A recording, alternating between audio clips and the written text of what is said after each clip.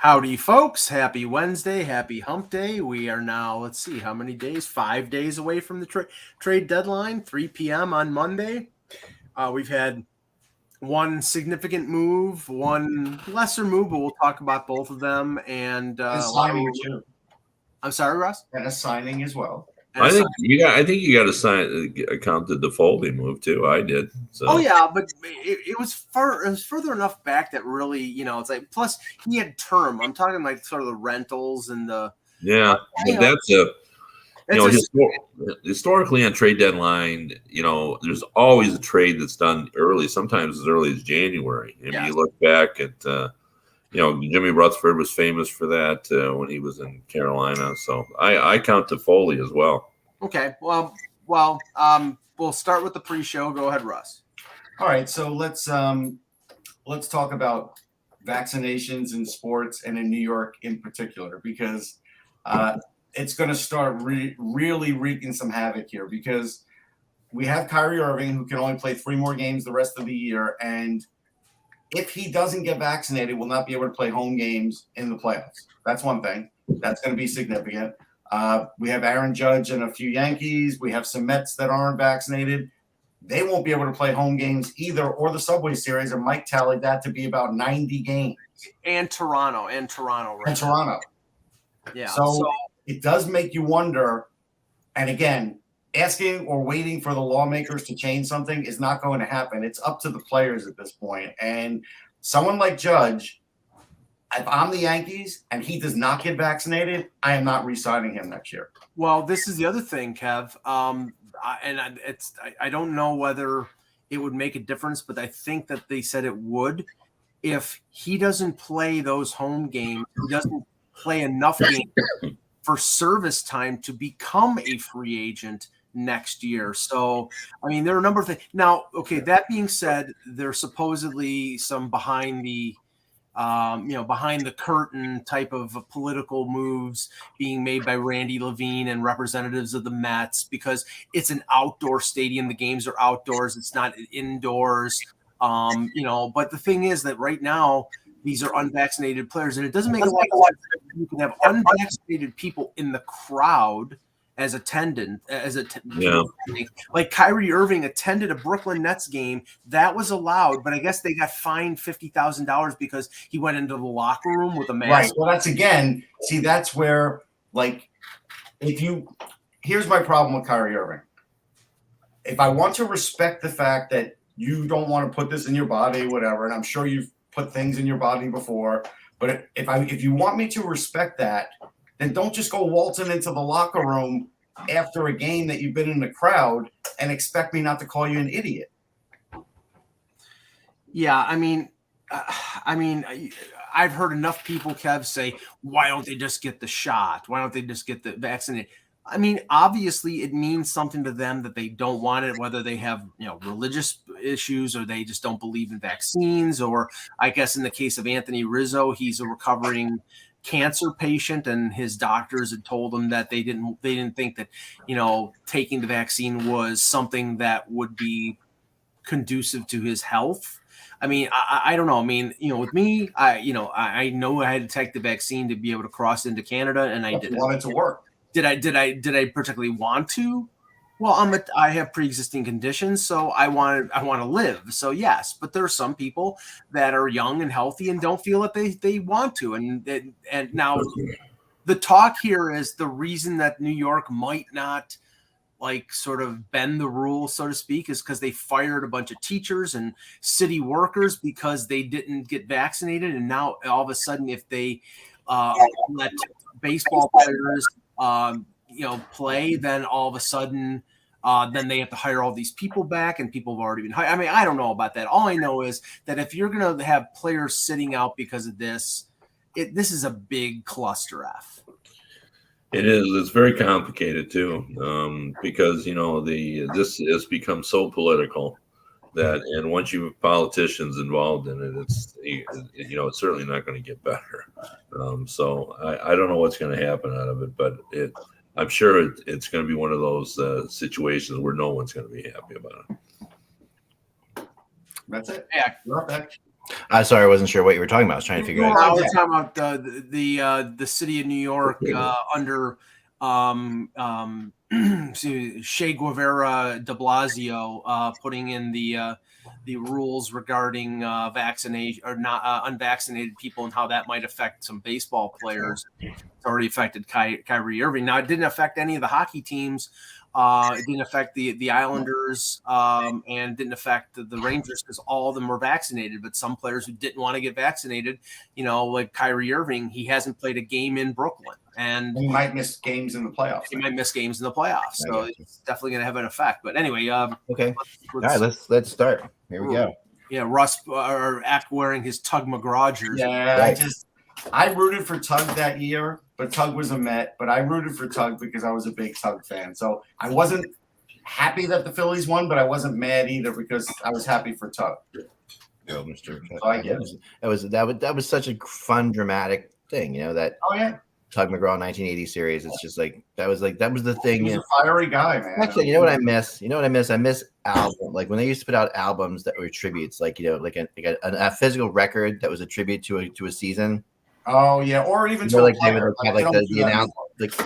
Right. They would do like the greatest calls of the season, and they would play the record, and it would talk about the Phillies in 1980 when Dallas screened and all. It's just the whole thing, We are family for the 79 Pirates. Yeah, like right before they started putting out video cassettes, like the season in review, like to remember, the good old days of the We Are the Champions or Anticipation or you're the one that you're the one you are the one when they would do the really good video montages. I thought you were going Olivia Newton-John there. I didn't know where you were going with that. You're the one that I want now. But I thought you were going there. I know. All right, let's go. But I miss those days. I miss those old tributes. Yeah. I love the good old sports musical tribute back then. That was the greatest thing ever. All right, here we go. Hello, Hockey World. It is Wednesday. It's Wednesday. It is Wednesday, March 16th, 2022.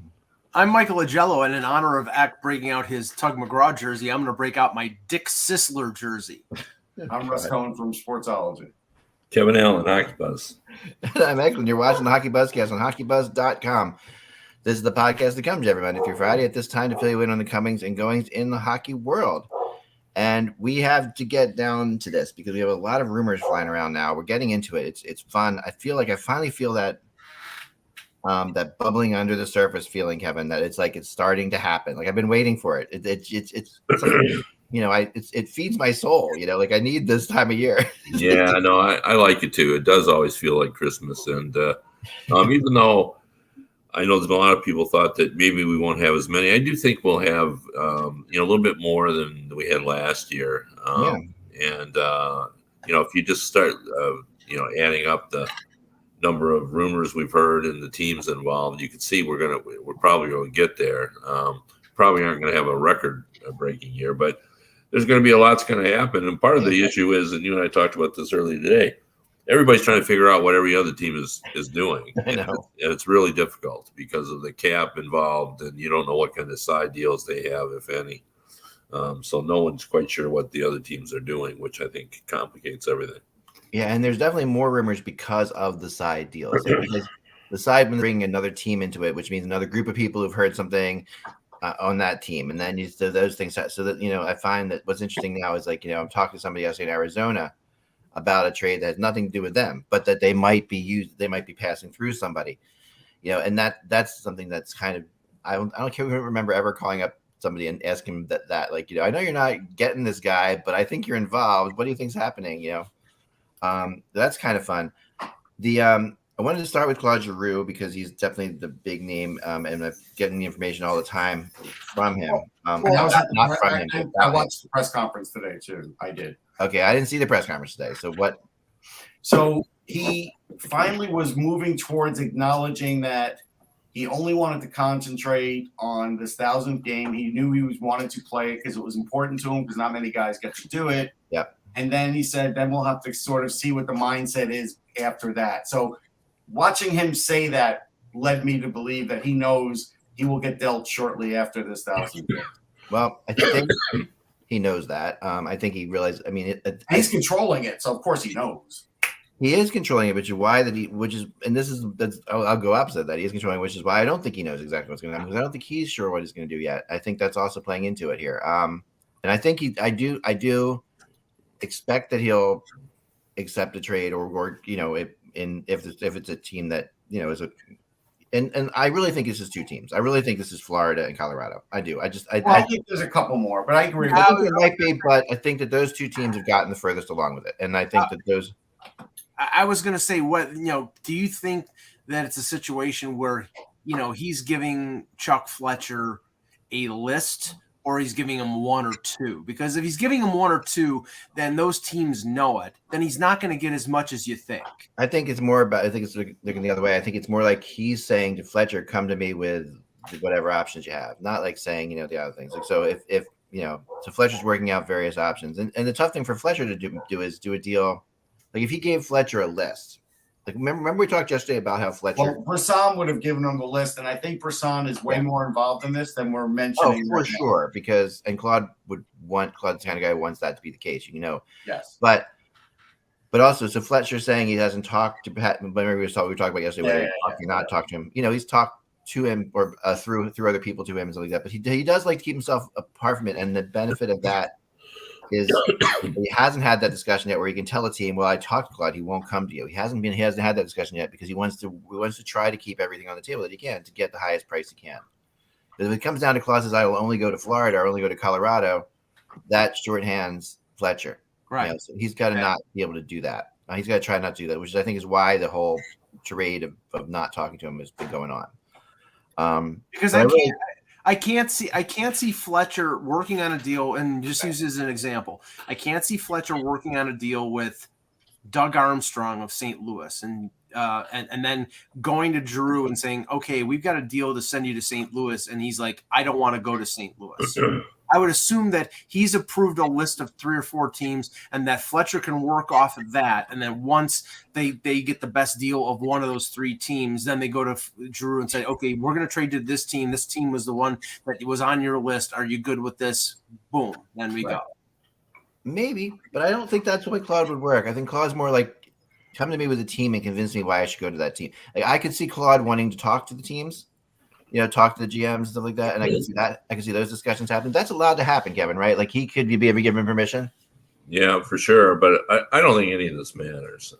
Okay. I really don't. I mean, I think ultimately it'll come down to they'll work and they'll get a deal done. And I think Fletcher has a pretty darn good idea where Giroux will go and where he won't go. I'm sure he's talked to Brisson, and Brisson was saying, well, he's going to want to go to a contender. Right, He's going to do this. So I don't think he's sitting around wondering where he would think. I think he's got a good handle on it, even if he hasn't talked to him. That's why I don't think it's that big a deal whether he talked to him or he didn't. Or you can play those games, but other teams want to talk to him, and they haven't talked to him. From what I've understood so far, no one's talked to him. Yeah, and that's real common. I mean, it doesn't happen often that you allow them to talk to your player.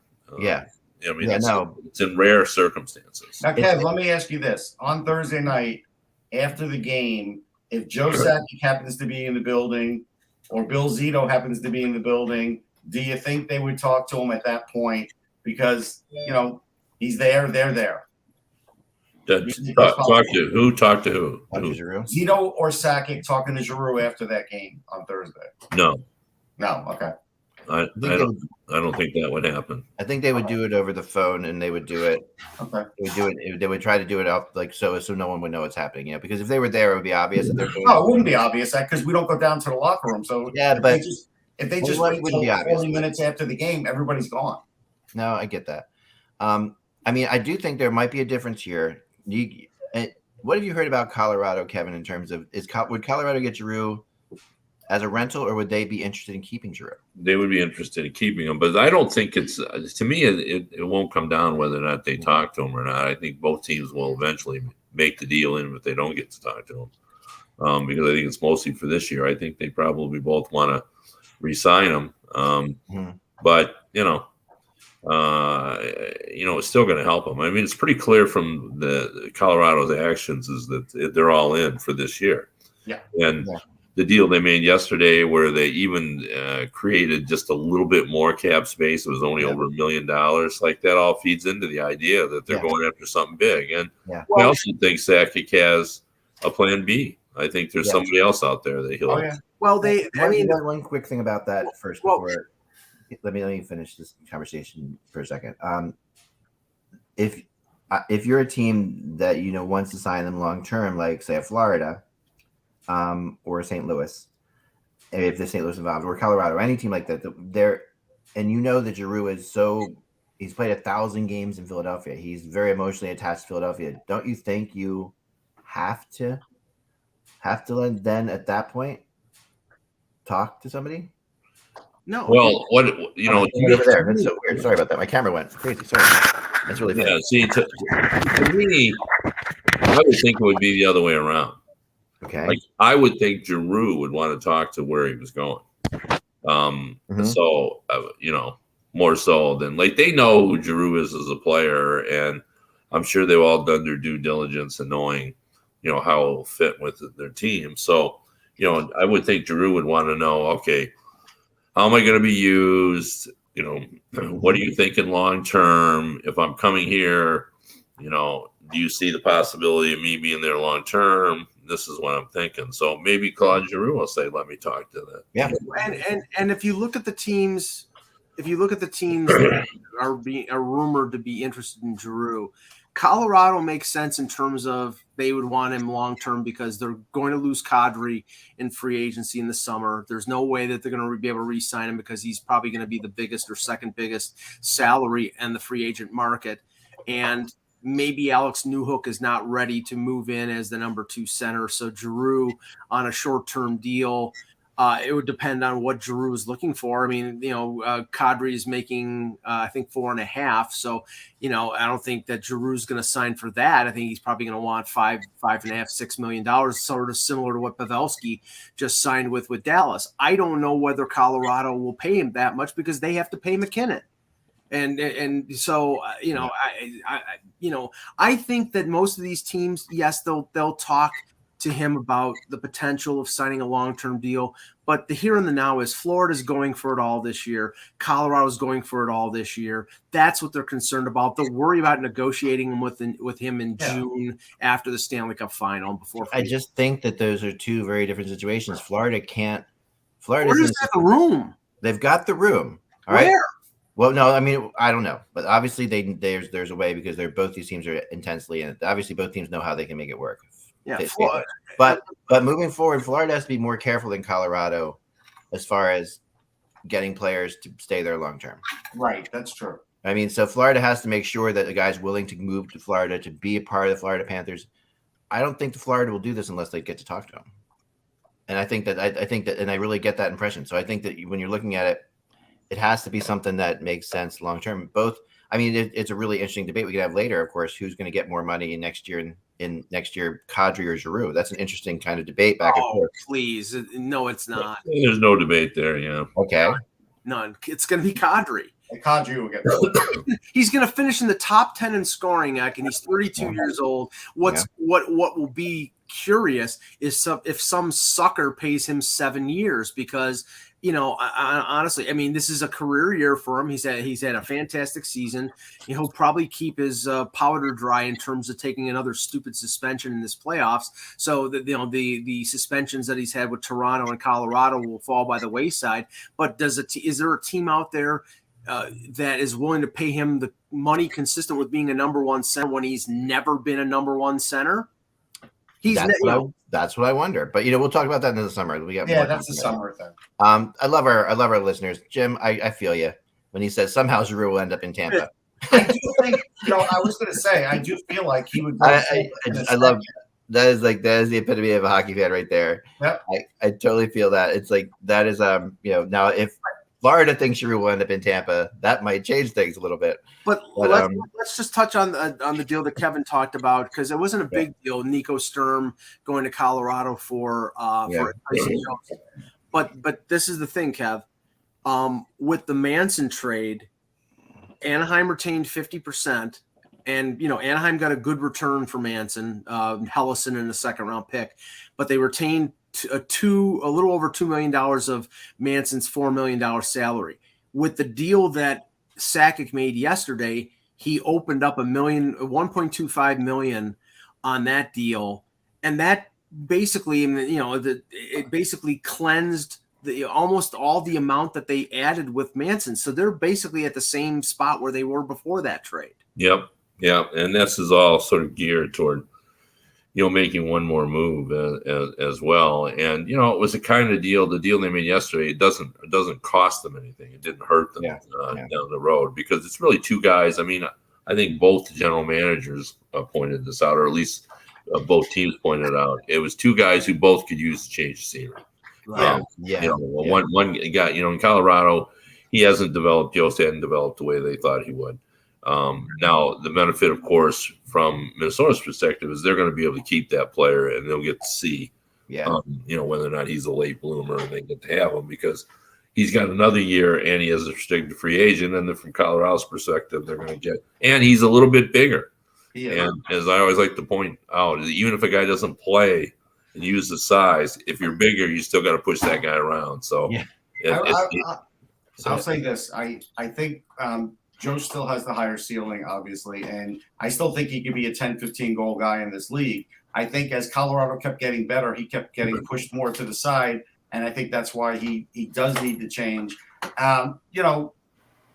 With the other player, it's interesting because I was telling Mike the Leafs need to make a deal to get like a defensive forward, and he's a really good defensive forward who can win faceoffs. That's what he used to do in college. That's what he can do in the pros. And see, Mike, that's where I think the Leafs should be looking at guys like that. Well, and I think that's the benefit. Who are you talking about? Who's Nico Sturm, right? Nico Sturm. Yeah.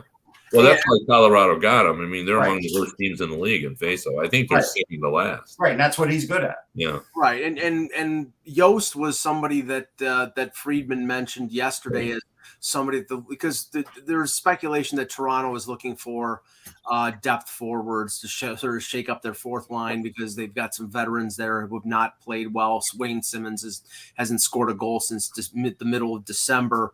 But I think that is low down, and we'll talk about the Leafs later on, but that's low down on their list of priorities right now. They're more focused on defense and the goaltending, even though, Eric Shalgren, people are ready to, nominate him for sainthood after one game. But not everybody, just James Duthie and Darren Dreger. Oh my God. I mean, I get that in the narrative of you're doing in between periods on a game and you're just, you're catering to the fan base. Yeah. But it's like he's had 3 good periods. He's 25 years old. He's never been considered a great NHL prospect. We're talking about Shalgren here. But he can go on a run, Mike. And it's like, well, are they going to ride this guy? Yeah. He could very well easily be back in the AHL next week, for Christ's sake. I mean, I started laughing out loud when they did that in between periods. I did. I mean, it's like I understand the dynamics of a broadcast that like I said, you're talking to a fan base who's interested in the Leaf perspective,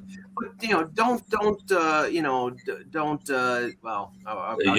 It is. I mean, I agree with everything you say. I mean, the guys, once you get 25, you are who you are, and it isn't likely he's suddenly going to become God's gift to goaltending, but the amount of venom that you can create over somebody's positive comment of a guy, taking the Lord's name in vain, Mike. Like they said nice things about him, like how horrible can that be? Russ. I said misleading things.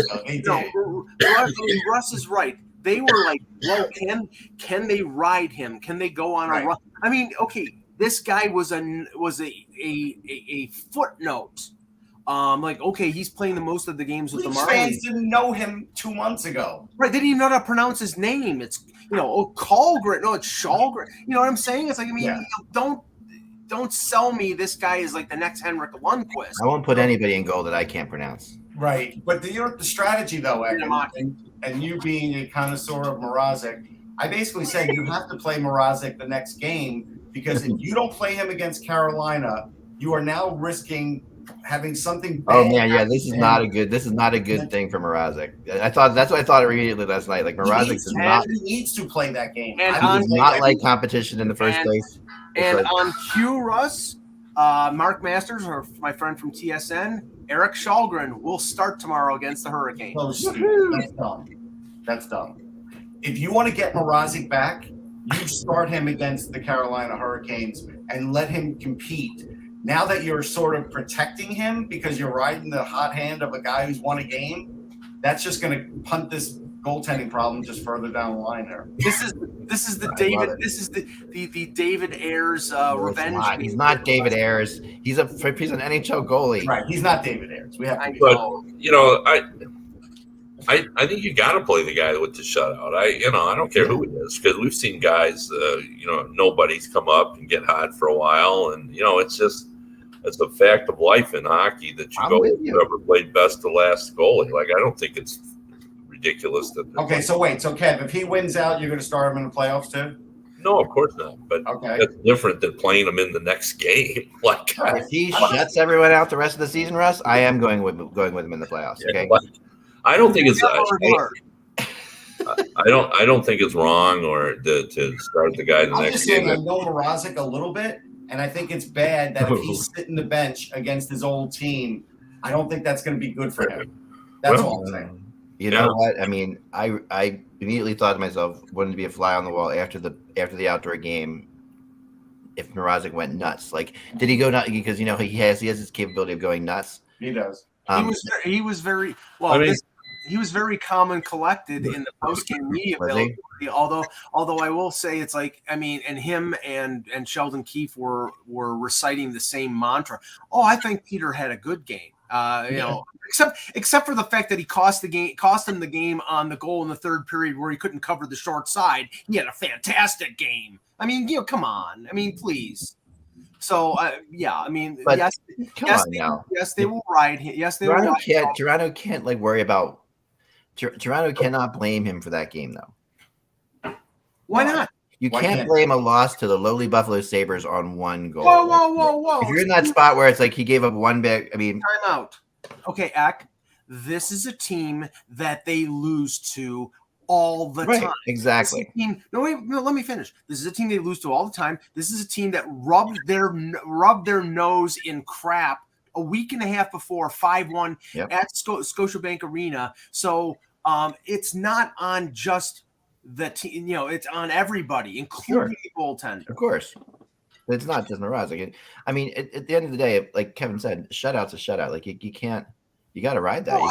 I was the one yesterday because I did a post game thing on Twitter Spaces, and I said I think they're going to go with Shalgren. And Russ was right to point out that the emotional dynamic of Mrazek is that he'll get pissed off if he doesn't get to start against his former team, the team that he left last year.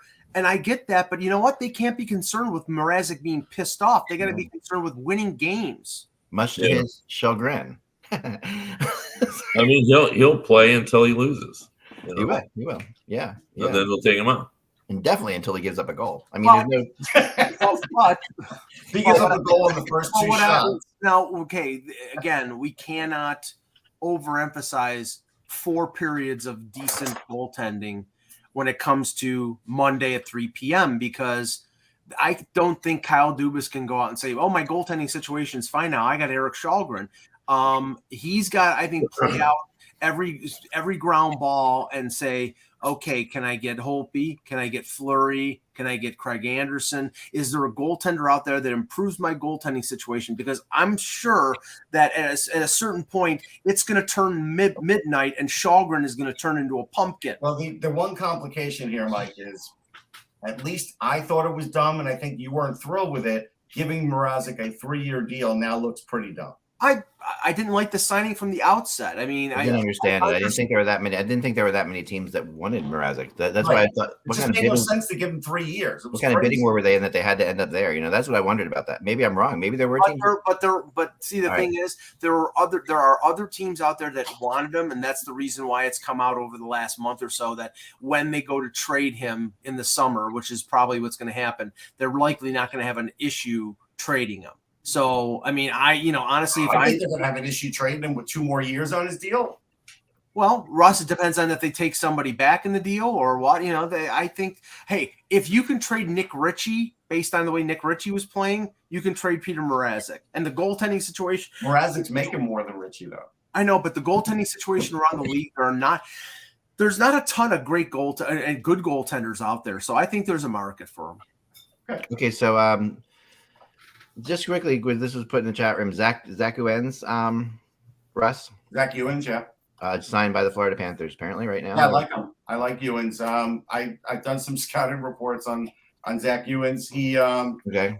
Pretty sure he's a defenseman, right? I'm looking at my thing while I do this. Yeah, I was just looking I was looking up his thing. He is a let's see. Well, he's already been sent to Charlotte, so there you go. Yeah. He's 3 years at Merrimack College, 6'1", 175 defenseman. So left-handed shot. There were two good defensemen at Merrimack. One was Ewens. One was Declan Carlisle, who was just signed by the Lightning. I thought both these guys were going to get drafted. Now, Ewens, I thought was not as good as Carlisle. I felt Carlisle was more, little more offensive and just a little safer, like with his passing and everything else. But Ewens has some offensive ability. He's a good, steady defenseman. He's a good skater. I think he's got more development to go though than Carlisle. But again, that's fine. I mean, they're not going to look for him for the next year or two anyhow. So I think it's a good signing. Okay. Thank you. As much as I wanted, there were some really fascinating games last night. We're not going to talk too much about them, but we'll talk about them in the context of the rumors as we go through it because it was a big night of big games. But the one then a name came up today, and it came up last week too, and it was really surprising me that it came up. But that is Zach Parise, and there are teams out there that want his experience, I guess, what he brings to the table. Thinking he could maybe rekindle, have like that, rebirth. And I heard Pittsburgh is tied to him. I was going to say Tampa Bay. I had heard Dallas. Okay. He would be reunited there with his friend Ryan Suter, and they need some scoring depth, and especially on the bottom six forwards. And he basically comes in for the minimum. And the minimum, you can't get hurt that way. No, and I have to say after watching Dallas play yesterday, and I really like what I think is their number one line with Robertson, Rupe Hintz, and Pavelski, but might be best line in hockey. But they had a unit together that you would think, based on the names, would be fantastic, which was Sagan, Ben, and Radulov, and they were the worst line on the ice. In a way, I don't think they're good enough. I honestly don't think they're good enough. Well, what I think, Russ, is they have to have a little bit of a diversification of their forward lines. They can't put all those guys together because look, I felt like Ottinger was having a pretty good game, Mike, and Ottinger played great. But I don't think Dallas's defense is very good. I think the Leafs could smell that there was a problem, and Ottinger had to make a couple of amazing saves just to keep the game as close as it was for a while. You could tell that without Heiskanen, their defense was in trouble. But I also think that their offense, like I said, that big line was not fast enough. And I think that, it makes sense that now Parise isn't like a blazer anymore, but I think he can give them a little bit of depth at forward and some veteran savvy that may help them get over the line. Yeah, I mean, and it is reuniting the 2010 U.S. Olympic team, like you're saying, Kevin, bringing like Pavelski and Suter and Parise. There's three of your biggest players from that team. I don't believe in them. I'll just flat out say it. Good, Kev. You don't believe in who? And the Dallas Stars making the playoffs. I don't believe in Edmonton, so there you go. Yeah. Well, that. Good, Kev. Yeah, I forgot my point now about. We were just talking before about a young player like Yost, and Russ made the point that he still got upside, and he's talking about 10 and 15 goals. Well, Parise can be a 10 goal scorer over here. So he can contribute. So he's a competitor, and he's a battler, and he does bring a lot he does bring a big voice to a locker room. But that's the only thing I would worry about in that trade. Like Parise and Suter together at times had some issues in the locker room in Minnesota. So reuniting them together in Dallas. Kevin, any fears on that on your part? I wouldn't, just because of that, the locker room the way that is. What Jamie, Ben has Sagan and Ben have pretty big voices too, they've been around a long time, and Pavelski obviously can help. yes, he's a great buffer. He is. That's been his role before, right? I mean, it's like, it's interesting. And put those three together, it's an interesting thing. Yeah, he's a peacemaker, to be sure. I mean, I think he had to do a little of that in San Jose as well, because there were some pretty big personalities in that Sharks locker room too, and I think Pavelski helped keep the peace. Oh yeah, no, for sure. So after 2 periods last night with the Islanders in Washington, I was all ready to say that as the Islanders went up, we'll just spend 30 seconds on this. The Islanders were up 2-1, and I'm thinking, because as I mentioned, to me, the biggest games of the season were these 3 games the Islanders had with the Caps, and they're up 2-1 after 2. I'm like, if they can hold this and hold out and win in regulation, I said, it's going to get interesting. It's really going to get interesting. And unfortunately, the worst thing happened. Like Russ said, it would be a 3-point game, which it was. And which it was. That's what the bad part. And so they didn't lose 2 points. They lost 1 point. But I'm very close, Mike, to admitting that it's over. But I'm not there. This is the closest I've been so far. I still need to see, what happens this weekend. But I still have because the Islanders won 4 in a row. If they can put up another 4 spot in a row, but they gotta beat outright the Capitals when they play them. I've got a bigger Islander story. The bigger Islander story is how old they're making me feel because they're turning 50 next year. And of course, I lived on the island before they were in existence. I would read about them in the paper. Yeah. There's a team coming in that I remember the first year they were there, and man, 50 years. They've been on 50 years. It's half a century, Russ. I know. Boy, you're old. When you think about, I was born in 1968, and what freaks me out more than anything in the world is that we are closer to 2068 than 1968. Right. All right. So that just when I think about that for a second, that's true.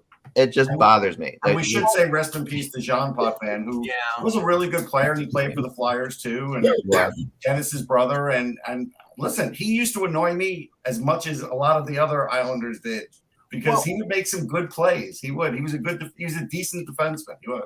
What I'm going to be curious about, because we've already mentioned Parise, and he's a UFA, and Cal Clutterbuck's name is out there in terms of interest from everywhere from Colorado to Boston or whatever.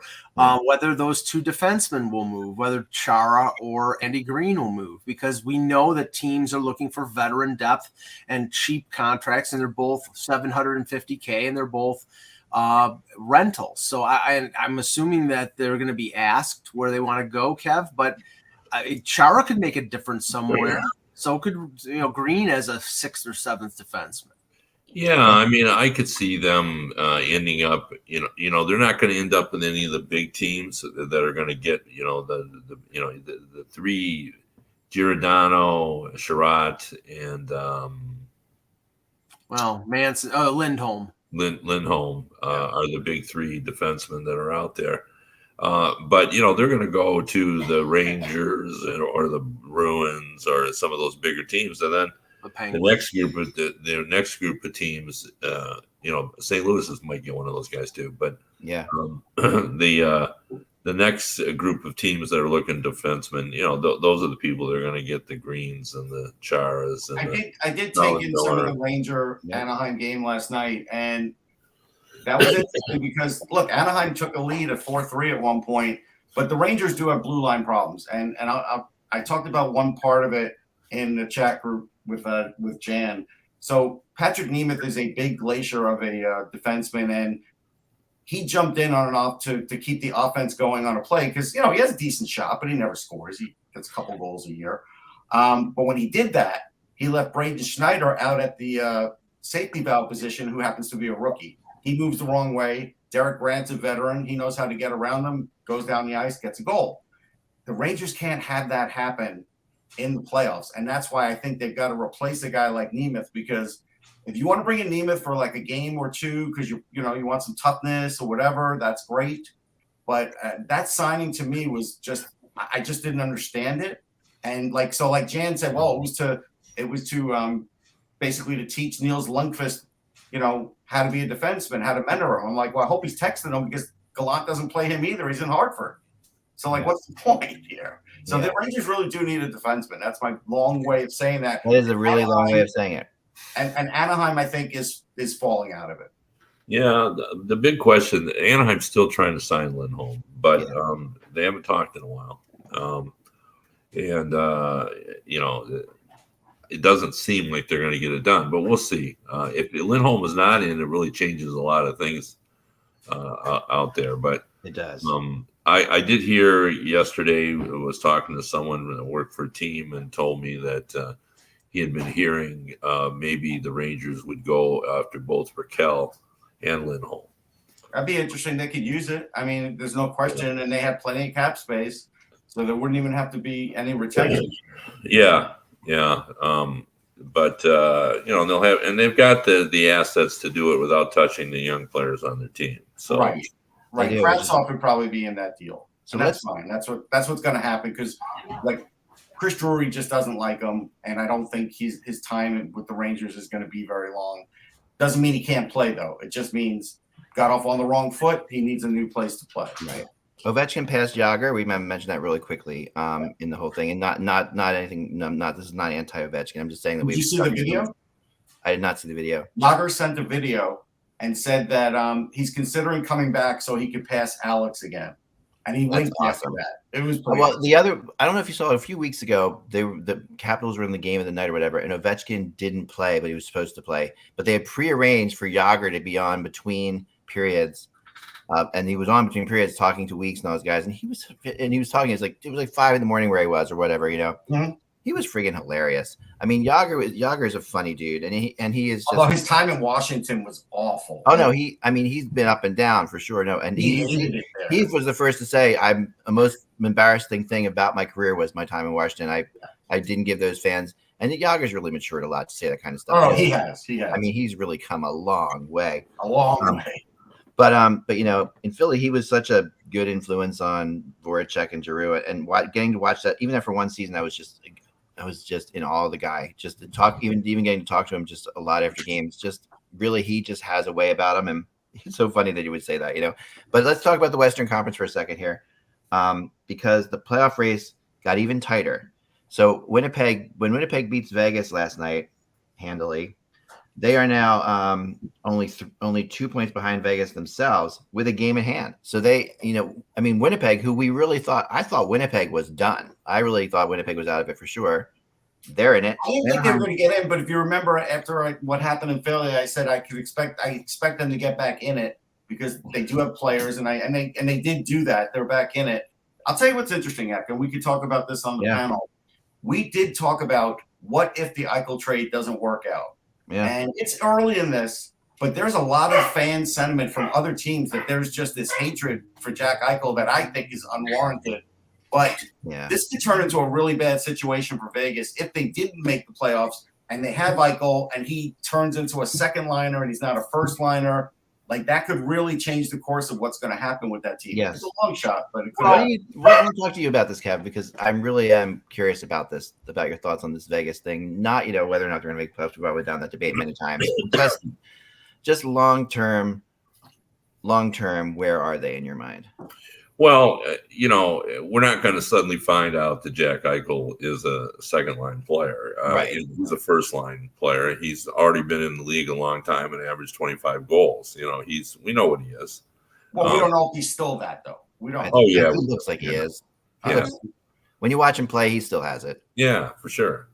But, saying all that, we don't know what how this is all going to work on the team. In terms of when Stone comes back, is the chemistry going to be right and all that kind of stuff. So, and I don't know, does Kelly McCrimmon survive if they don't make the playoffs? We don't know. But the complicating factor here is great. Eichel's back.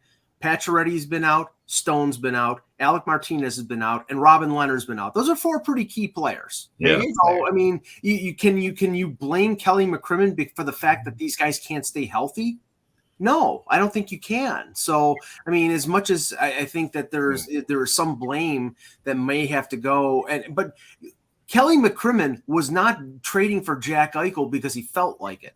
More than likely, he was being told to trade for Jack Eichel because George McPhee and ownership wanted him to make a bold move. We'll go ahead, Jeffrey, first. Oh yeah. Well, I think ownership was involved. I'm not sure it was George McPhee, but Yeah, but I don't think the owner will remember that. No. They have the goldfish memory. And here's the thing that I feel about that the strongest. The owner absolutely loved and still loves Marc-Andre Fleury, right? He was that there was no player. But people would tell me just like the ownership. I mean, the owner of the Vegas Golden Knights, he just adored Marc-Andre Fleury for all he was. And when that trade happened, that we talked about, the first thing I said and I wrote about is I said the only way that he can justify that the agreement that owner lets McCrimmon do this is if they can get Jack Eichel, right? Which they do. So, that's where I think the owner is involved in it to a degree. The owner probably is pushing hard for Jack Eichel, and he's like, the only way we can do that is we got to move Marc-Andre Fleury. And they eventually get him. But I think those two deals are tied at the hip, and I think where you are right now. Yeah, it goes beyond Eichel, and they moved away from what made them really good. This was a real team-oriented player with Gallant, a team with Gallant leading the way, and then they've completely kind of moved away from that and gone to a star system. They've now got Stone and Pacioretty and Peter Angelo. Where before, they were successful because they had a very cohesive team with everybody on the oars and everybody doing their part. And now they're really superstar dependent. They are. I mean, it's hard to argue that McCrimmon made bad moves in getting Stone or Pacioretty, right? Like those are two of the top players of their position. No, I mean those. Yeah, I'm not going to kill them on those. Right.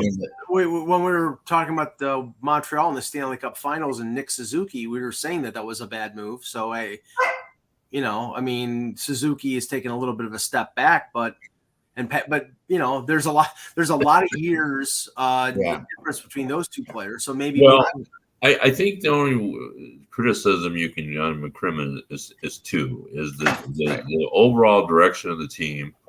I don't think it's as conducive to winning as the old system they had. Managing the cap, he's not done a good job on that. They've been in cap hell for a while. And player development hasn't been good. I mean, the few prospects they've had, it's been bad. Well, let me just bring up this point out because you're talking about the race in the West.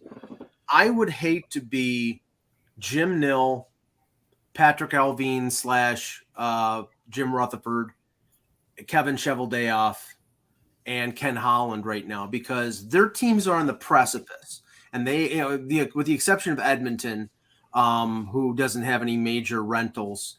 We know Dallas has major rentals. Klingberg, they signed Pavelski, Holtby, Vancouver's got players that have been rumored, and Winnipeg, they have Andrew Kopp, who's hurt. There's been talk about Scheifele. I mean, these teams are right in the race right now, and these GMs, do they just stand pat and keep the guys that and then lose them for nothing? Again, this is the part of the job that sucks because if you all of a sudden trade those players, then you're saying, well, we're not in it. And then your team probably reflects down the stretch. But if you don't move them and then you miss the playoffs and then they walk in free agency, you've got nothing to show for it. And that's a dilemma for them.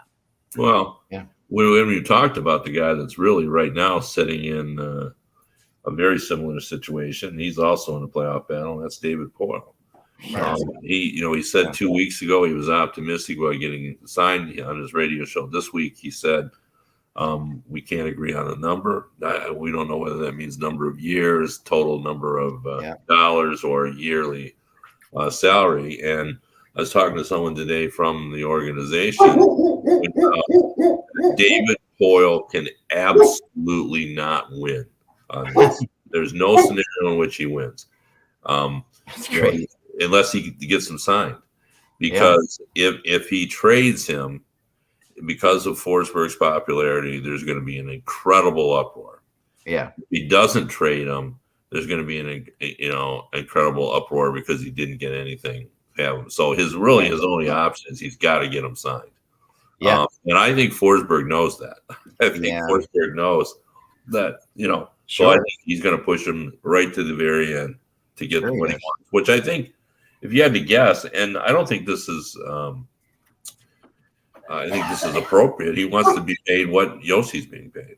And I think that's fair, right? I mean, I think it is for sure. I mean, it was interesting that game last night. I watched that replay this morning while I was calling around, so I'm in and out of it. But they got the Penguins, their Stanley Cup final rival in town, which is always it's become a fun thing now since then. When the Penguins come to town, and they looked good. I mean, the Predators looked good against a very, very good Penguins team.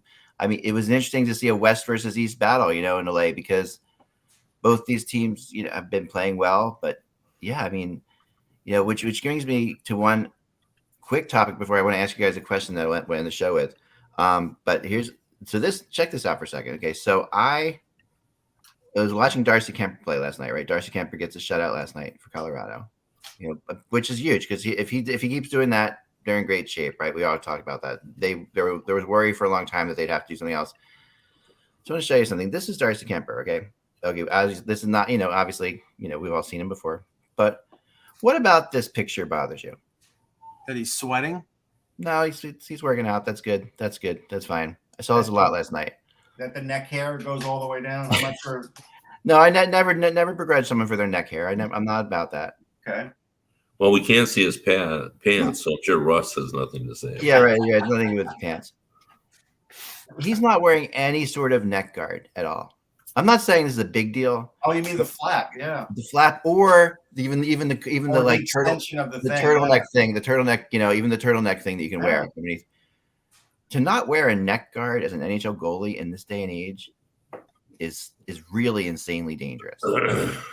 We talk about his health a lot, Mike. You say he's always hurt, and you don't believe in him at all. Mike, hates him. So, but that's not what.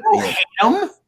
But that's rough. Excuse me, it's just an observation that I'm just kidding. I'm doing what you do to me. I'm doing what you do to me all the time. But anyway, no, I'm just saying that. But Kemper, there are a lot of goalies that do wear neck guards, guys. And whether it's the hanging down one or whatever, that was made famous by like Patrick Waugh. It's just like if I play goalie and I wear one of those turtleneck neck guards, right? I've gotten hit, and if you get hit with a hockey puck in the neck, you're in trouble. Like it's not just like a little bit of trouble. You're in a lot of trouble. Like that it can swell really quickly. You close up your breathing. I would never let my goalie play without a neck guard. I don't know. It doesn't. Yeah, but that mask is the one that has extended down that it would, it would deflect a shot that came right there. But not really. I mean, and the other reality is like when you're moving around, you're all over the place. Like you're exposing this part of your neck. Exposing this. There's a lot of things. It's just like it's really anyway. I know it's not a big deal, but for some reason, now I don't want to curse him on this. But one thing quickly. Yeah, I just want to bring this up because Russ and I talked about this, and I'm going to write about it. Pierre LeBrun brought up the name of a defenseman who has not been mentioned much in terms of trade speculation, and that was Jacob Middleton, who plays for San Jose. Interesting story. He was the last pick in the draft in 2014 by LA, got signed to the Sharks as an AHL contract, then got signed to an NHL deal, has worked his way up to the NHL, has played with Carlson this year, big left-hand shot, physical defenseman, has a bunch of penalty minutes, and he's on a league minimum, actually below league minimum contract. He's only making $725,000, which for teams like Boston, Tampa, and Toronto, who LeBrun reported about, fits perfectly because they're veteran minimum contracts. I just don't know, even though with San Jose he's played in a top four role, whether he actually is a top four defenseman. But there seems to be interest. Now I touched base with somebody that I know in San Jose, and what he said was it's more the fact that these teams are reaching out to San Jose interested in him than San Jose shopping him. They don't want to move him. Right. Like, we're all talking about this, and San Jose also gets it for the minimum. Right. Like, I don't know why we're talking about this. I spoke to two people in the Sharks front office this year about him, and one of the guys was the guy who actually scouted him and the other guy is a high-ranking official, and they love him. They love his Yeah, work ethic. that's what I got too. I checked on it too, and the guy said, "I don't know why everybody's talking about that. We like him too." And he's Right. And he's 750, getting them some points too, which and is unexpected. the other issue is now he does have a contract issue, which is he's got to play 20 games or he's going to be an unrestricted free agent. Okay. Ooh. So that's important. They got to make sure Yeah. he's getting his games. But as one GM pointed out to me, like, what would we give up for him? Like a 3rd round pick? Like, why would San Why would Jose you do that? Yeah. Yeah. Why would San Jose do that? Why would San Jose do that? So What LeBron was reporting was the asking price would be a 2nd round pick and a prospect, and he has played over 20 games, so he's a restricted free agent with ARB rights. But the thing is that I believe he's 1 year away from being a UFA, and with the 3 albatross contracts that they have on the blue line, meaning Carlson, Burns, and Vlasic, plus Mario Ferraro is up for a new deal. And they're going to have to pay him. Yeah, but they can afford him. This is not a big contract we're talking about. Russ, I'm not saying Middleton's going to make $5 million. But $2 million. You don't think they can afford him? Can they afford that, Russ? They can afford that. Let's move on to something else quickly here. Kevin, we know Nemestikov could very well be moving out of Detroit. Well, yeah, and the big news is that Frank Saravelli reported, and it's accurate, that Steve Yzerman, reached the boiling point over the Arizona game, and has told the general managers, "I'm open for business." And people took that to mean, and even Bertuzzi. So it's going to be interesting. Now, I don't know. I'd find it hard to believe that he's going to be able to move Bertuzzi now if that's what he intended to do. Huh.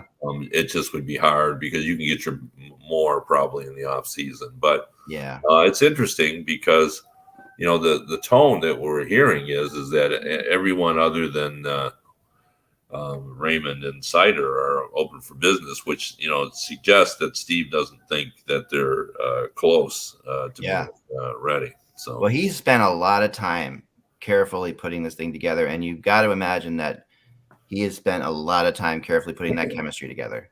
Well, he does. The problem is that he's only got 2 of his guys on the team. Now, he did acquire some guys through trades. But Nedeljkovic started out well and has now hit the wall. He likes Mark Stahl, who had his first 2-goal game and his 1,001st game. That's crazy. Yeah. Played 1,000 games reached his 1,000 games on Saturday against Calgary, and then he had his first 2 games. Actually, it was a hat trick if you include the one that he put in his own net. No, that's for sure. It was pointed out on He's one of his guys too, right? He was there in Tampa. Who was that? Adam Ernie. Right? Yeah, it is. Ernie had a great year last year and hit the wall this year. Yeah, Nemestikov is one of the guys. They do love Nemestikov, but he's got 13 goals. But he is, as Eck pointed out, I think he's going to move. They have had teams inquiring about him. He'll be good secondary scoring for somebody. And he is really he's like the hockey's version of a utility infielder. He's played on the first line. He's played on the third line. He's played on the fourth. Likes it there, right? He likes the interesting thing about that, right? For him is like if you're Yzerman, and you think that you can probably sign him back in the summer. Yeah, anyway, I think that's what they're thinking. Yeah. So why not get him some playoff experience and get a player involved? Yeah, and he's Russian. Yeah. Uncle is Slavik Kozlov. Yeah. But he grew up in Detroit. Like, he sounds more American than Russian, Yeah, a lot of people do. But yeah. So finally, before we get out of here, I wanted to do this little mind experiment here because I put it out there last night. I got a lot of heat about it on Twitter and everything like that. I want you guys at this point in time, I know how much you love predicting things, Kevin. I know how much everybody loves predictions. Yep. But so I'm putting this out there, only because you have to do it because you're on a podcast. But so I want you have to tell me in the West who finishes third in the Pacific, and who are the 2 wildcard teams right now in your mind. Third in the Pacific, 2 wildcard teams. I'll start with myself because I put it out there already. I think Vancouver's finishing third, and I think the 2 wildcard teams are Dallas and Nashville. Wait, whoa. What? You're not predicting that the Edmonton No. Oilers are going to finish in the playoffs? No, not right now. That's my feeling right now. Wow. Okay. I don't love Edmonton. I feel like there's too many holes. Like that Detroit game last night. Expecting them all year. Yeah, I'm going to go with Vegas or Edmonton, Vegas, and Dallas. Edmonton, Vegas, Dallas. Okay, so you think Edmonton gets the third spot? Vegas and Dallas get the wild cards. All right. Russ? I'm saying Edmonton gets the third spot, and the wild card stays the same with Minnesota, Vegas. No, Minnesota, Vegas. Mhm. Okay, so yeah, okay, so you think Dallas is going to move up into the Central? Maybe. Yeah. All right, cool. I don't know that for sure. Okay, Mike? I think Vegas will finish in third place, and I think it'll be Minnesota and Dallas as the wild cards. Okay, there you go. And do you think Nashville moves up or falls out? Who am I leaving out? Oh. You think Nashville moves up or falls out? No, Nashville finished in third in the. Finishes third. Okay. All right. Yeah, I mean, you're leaving out Edmonton, obviously. You hate I Edmonton. think it's more likely that Nashville finishes in there than Dallas. I don't hate Edmonton. Oh, you do Nashville there. Okay. I don't hate Edmonton. I have said throughout that until they address their goaltending, they're not making the playoffs. Yeah, I mean, I have said until they adjust their goaltending, they're not doing well in the playoffs, but they can make the playoffs with this goaltending. Well, all I know is that I watched the third period of that game last night, and they were up 5-2, and Koskinen let in 3 goals late in the second and early third, and the fifth one was absolutely clueless. And well, then, that fifth goal, that's a really concerning one. He goes behind the net again, and this has happened. This is at least the third time this year this exact goal has been scored on. I've seen it 3 times where he's gone behind the net to try to play the puck, got no communication with. Like this time it was Duncan Keith, not communicating or whatever, and they end up getting beaten. I mean, that's Yoni Niemanen, who I know, brought this up. Look, is it a bad play to go as far out as he did to do that? Yes. But someone did need to be with Raymond too, and they weren't. Yeah. So that makes Koskinen look even worse there. That's true. Placed on waivers: Tyler Benson for Edmonton, Matthew Perreault for Montreal. Anybody who can Seattle, I pick up Tyler Benson. I will give $5 to anybody on the panel that can whistle the Benson theme from the TV show. Anybody have it? Is that it?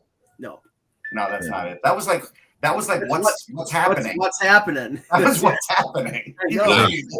If we were playing the drinking game, I could say that I've never watched Benson, and you guys all have to drink because I have never. Really, you never have I ever. That was a decent show. Yeah, it was a decent spin-off of Soap. Yes. When I was in college, which speaks to how old I am, when we played that game, I would always haul out Mork and Mindy, which I had never seen. And of course, everybody in the world had seen Mork and Mindy. Oh my gosh! Right. Yeah. Well, I mean, Mork and Mindy was classic. It was a disaster of a show. It's just you were watching Robin Williams because he was outrageous, and then and they eventually got Jonathan Winters, who's equally outrageous. But I was in love with Pam Dauber. Oh, Mike, I'm with you. Yeah, I'm with you. She's one of my crushes. Her and the dark haired girl from Scooby Doo. What was her name? The problem with it for me was Thelma from Scooby Doo. Thelma. Yeah, I love Thelma too. Yeah. Mm-hmm. Yeah, there's something wrong with you. There really is. Yeah. And by the way, character, or do you know who Pam Dauber is married to? Right? Yes, I do. Yeah. She's Gibbs. Married to Gibbs. Mark Harmon from for NCIS. Or else. Oh yes, because they've been married 133 Oh my years. God, they've been married since I know. I also loved Christy McNichol, who was on. That's fair. Remember? Yeah, that's fair. Sure. She was one hot little thing back then. I was really absolutely. That your youth is, but cartoons. Yeah, it was it's a cartoon. I don't know how you fall in love with a cartoon like. I had some serious cartoon crushes. Oh yeah, no, she was. Oh my God. Come here. Ended up marrying someone very similar to her, actually. All right. Okay. So with Wilma Flintstone. Zoinks. That's all the time we have for today. Zoinks, bonkers. Remember, without the buzz, it's just hockey, and without hockey, what the hell are we? We will talk to you all tomorrow.